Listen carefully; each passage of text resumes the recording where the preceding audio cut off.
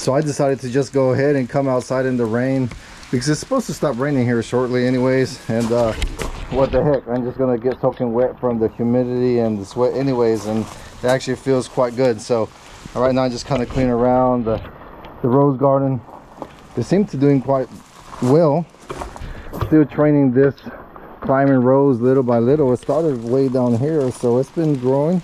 And then also I wanted to train it to kind of fill in this area right here too, to kind of create a big yellow cover right there.